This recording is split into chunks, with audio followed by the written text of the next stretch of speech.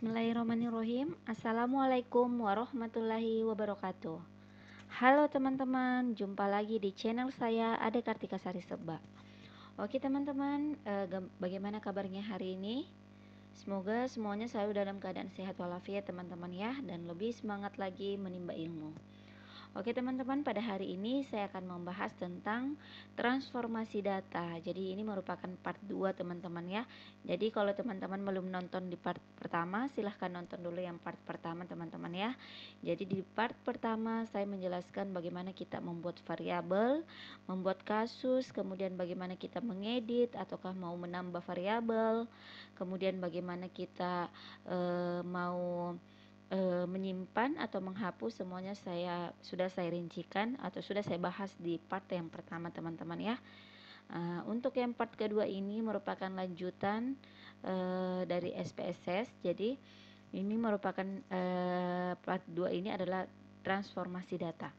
Jadi apakah teman-teman pernah mendengar kata transformasi data dalam penggunaan SPSS?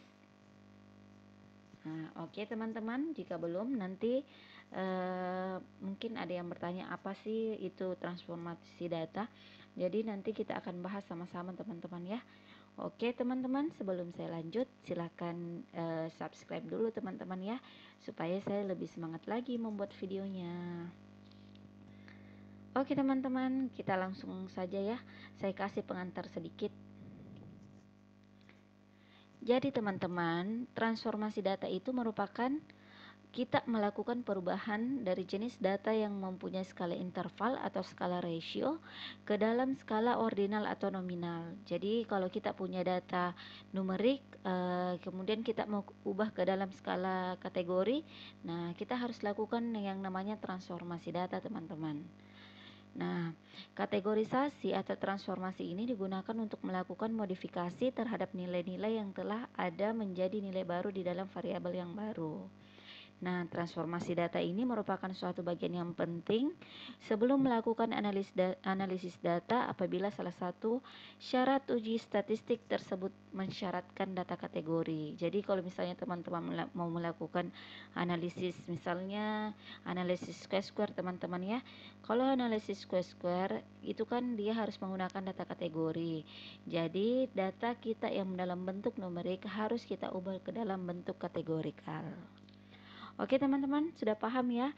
Jadi teman-teman sudah paham kan yang namanya data kategori sama data numerik?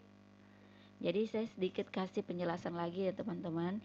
Jadi kalau skala numerik itu yang skala dalam bentuk angka-angka teman-teman ya. Kayak misalnya variabel umur ya, variabel tinggi badan, berat badan. Sedangkan kalau data kategori teman-teman sudah mengkategorikannya, misalnya kalau kita kategorikan umur berarti kita bisa membuatnya seperti umur dewasa, umur remaja, seperti itu teman-teman ya. Oke, kita langsung lanjut. Nah, selanjutnya dalam transformasi data itu ada dua teman-teman ya yang bisa kita lakukan. Yang pertama ada yang namanya transformasi compute. Jadi transformasi compute itu digunakan untuk menciptakan variabel baru atau memodifikasi nilai-nilai variabel setiap case. Jadi transformasi ini khusus digunakan untuk tipe data numerik teman-teman ya. Jadi kayak misalnya kalau di kalau di Excel mungkin lebih sederhananya compute ini kayak seperti kalkulator teman-teman ya. Oke, selanjutnya sedangkan transformasi record, jadi transformasi record atau skala interval yang kita ubah menjadi skala ordinal atau inilah disebut dengan kategorisasi. Jadi kategorisasi ini bertujuan untuk mengelompokkan data yang semua dalam bentuk angka ke dalam bentuk kata dengan skala ordinal atau nominal. Jadi kita ubah data interval atau skala ratio itu ke dalam bentuk skala ordinal ataukah nominal. Jadi sudah paham teman-teman ya. Ini maaf karena ini 2 kali tertulis kategorisasi. Oke teman-teman, ini ada latihan tapi nanti saja teman-teman ya setelah saya kasih contoh tutorialnya seperti apa. Oke, selanjutnya teman-teman kita langsung buka SPSS-nya. Jadi ini ada variabel yang sudah saya buat teman-teman. Jadi ini adalah lanjutan dari part yang pertama. Kalau yang part pertama kemarin kan hanya sampai keterangan suku ya. Kalau teman-teman sudah nonton, saya menjelaskan ini variabel 1 sampai variabel 7. Nah, ini di pertemuan kali ini saya tambahkan misalnya kita mau melihat tingkat pengetahuan seseorang. Jadi, misalnya ada 10 nomor tingkat pengetahuan untuk mengukur tingkat pengetahuan seseorang. Jadi ini ada pertanyaan P1, P2, P3 sampai P10. Jadi ini numerik teman-teman ya, karena kan nanti kan angkanya satu. Kalau misalnya dia kalau misalnya dia benar, nanti jawabannya akan 1. Kalau misalnya codingnya 1 teman-teman ya. Tapi kalau misalnya salah, nanti codingnya adalah 0. Nah, untuk melakukan ini teman-teman, untuk melakukan pengukuran supaya kita tahu ceritanya di sini kita mau mengetahui apakah dia ini pendidikan tinggi atau pendidikan rendah. Yang harus teman-teman lakukan adalah teman-teman harus melakukan compute dulu teman-teman ya, transformasi data dalam yang pertama yaitu dengan menggunakan compute variable. Jadi kita menjumlahkan dulu semua skor yang didapatkan dari pertanyaan yang pertama sampai pertanyaan yang ke-10 teman-teman ya. Nah, mungkin untuk yang pertama yang untuk lebih mudahnya saya misalnya di sini teman-teman ada di nomor 4 ada pendidikan ya. Misalnya kalau di pendidikan ya kita lihat values-nya. Kan ini ada 1 tamat SD, 2 tamat SMP, 3 tamat SMA, 4 tamat perguruan tinggi. Nah, misalnya teman-teman mau melakukan ini, contohnya teman-teman ini adalah variabel independennya teman-teman. Nah, variabel independennya teman-teman kan kalau misalnya teman-teman mau analisis ini kan harus jadi data kategorikal. Jadi nanti misalnya teman-teman data mengukurnya misalnya jika dia tamat SD sama SMP itu artinya pendidikan rendah, sedangkan SMA sampai tamat PT kita mengkategorikannya sebagai pendidikan tinggi. Jadi kita oke, kemudian nah ini data tingkat pendidikan teman-teman ya. Nah, selanjutnya yang harus dilakukan teman-teman untuk melakukan transform. Jadi untuk melakukan pengukuran, melakukan pengkategorian, teman-teman harus melakukan transform. Nah, ini record into same variable atau record into different variable.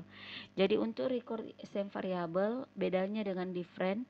Kalau misalnya teman-teman menggunakan same, nanti data yang teman-teman ubah adalah data yang aslinya. Sedangkan kalau different variable artinya nanti teman-teman akan punya variabel baru. Nah, saya sarankan untuk menggunakan record into different variable teman-teman ya, supaya data teman-teman yang asli itu tidak hilang teman-teman ya. Nah, kita record into different variable ya. Nah, kita mau mengukur tingkat pendidikan tinggi dengan tingkat pendidikan rendah ya, kita mengkategorikannya. Nah, kita masukkan pendidikan responden. Kemudian untuk output variable name-nya itu harus yang singkat teman-teman ya. Misalnya kategori, terus di sini tidak boleh ada kata spasi teman-teman ya. Jadi kalau misalnya teman-teman menggunakan spasi silahkan menggunakan underscore. Jadi kategori misalnya pendidikan PND saja ya. Di sini labelnya teman-teman bisa tulis kategori pendidikan. Selanjutnya teman-teman klik all and new values. Nah, tadi kan teman-teman ada range-nya ya. Misalnya tadi kan kalau 1 sampai 2, kalau 1 sampai 2 teman-teman tadi mengkategorikannya sebagai pendidikan rendah ya. Kita kasih value 1. Nah, untuk 3 dengan 4 artinya dia pendidikan tinggi. Jadi kita kasih values 2. Kemudian teman-teman klik add. Setelah itu kita klik continue. Selanjutnya setelah itu kita klik OK. Nah, nanti akan muncul variabel baru teman-teman ya. Nah, nanti akan muncul variabel baru, variabel kategori pendidikan. Jadi kalau misalnya tadi teman-teman pilih same variabel, nanti yang akan berubah di sini teman-teman, di data aslinya. Jadi supaya tidak menghilangkan data aslinya, teman-teman melakukan record into different variable ya. Nah, ini kan masih ada 00,00 ya. Jadi untuk mempercantik silahkan ubah menjadi 0 pada desimalnya teman-teman ya. Nah, kemudian kita kasih values teman-teman ya. Nah, tadi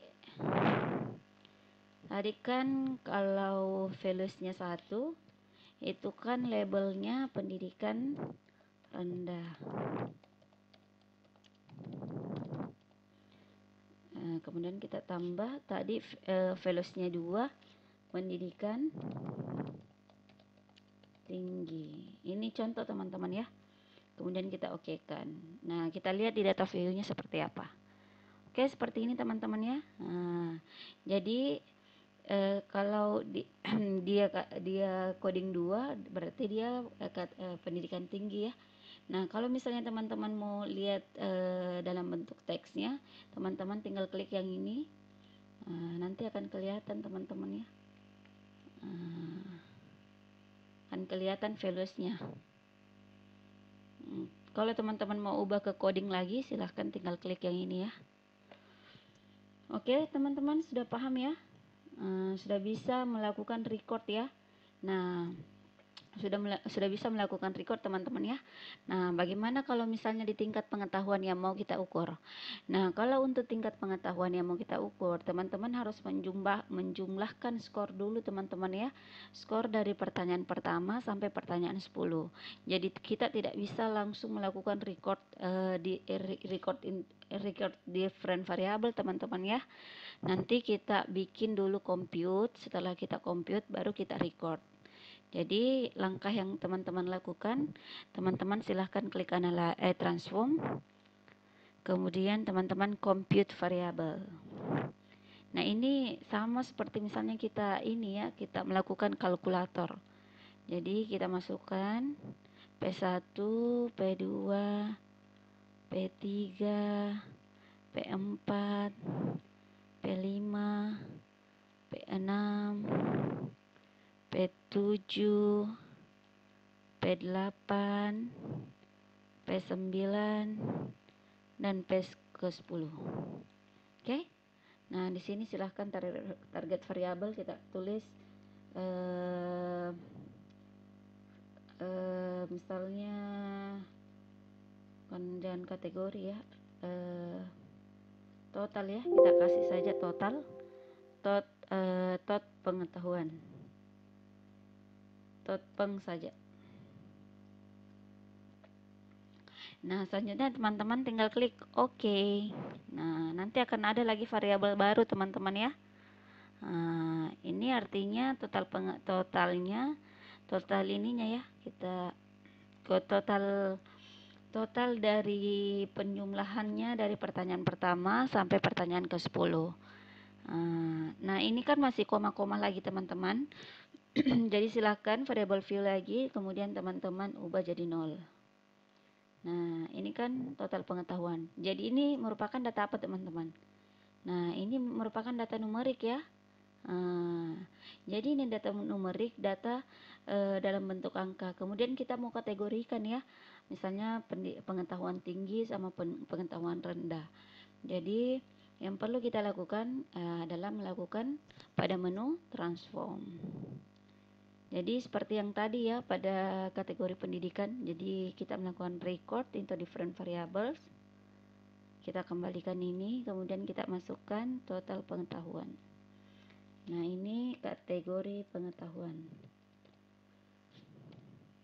Kemudian labelnya kategori pengetahuan.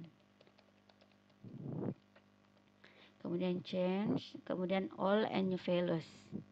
Nah, seperti yang tadi teman-teman ya.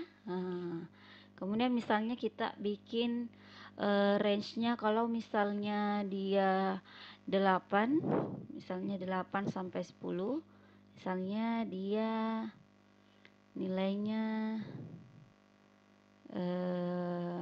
bagus ya. misalnya dia nilainya bagus, kita jangan dulu ya,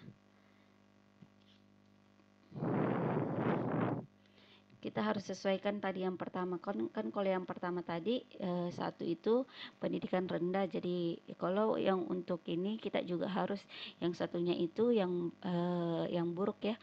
Nah selanjutnya jadi kita ambil lowest dulu, berarti di bawah 7 berarti ya. Jadi ini range lowest stroke value, artinya semua yang di bawah 7 ke bawah itu artinya dia mendapat nilai 1. Sedangkan ini kita kembali remove dulu ya.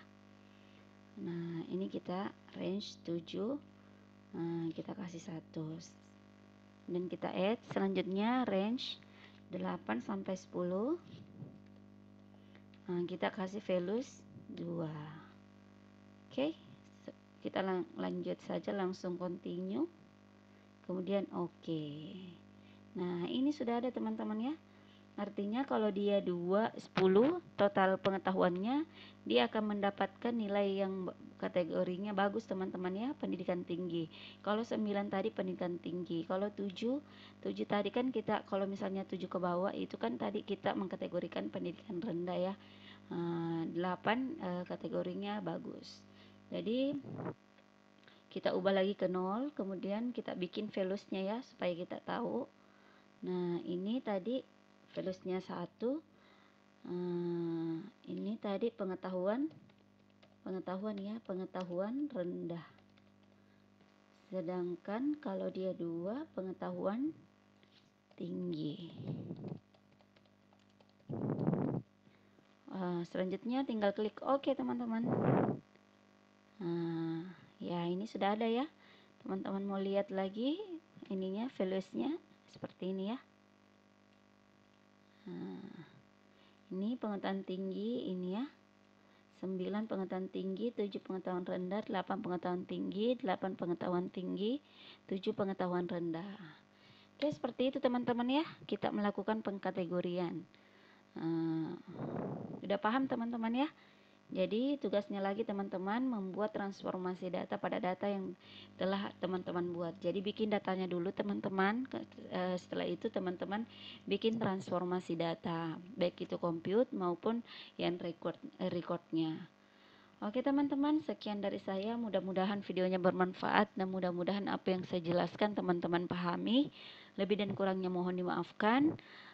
Sebelum saya tutup, mohon bantuannya teman-teman ya, untuk jangan lupa subscribe channel ini, like, share, dan komen jika ada yang kurang dimengerti atau ada saran untuk membuat konten yang lain. Billahi taufiq wal hidayah. Wassalamualaikum warahmatullahi wabarakatuh.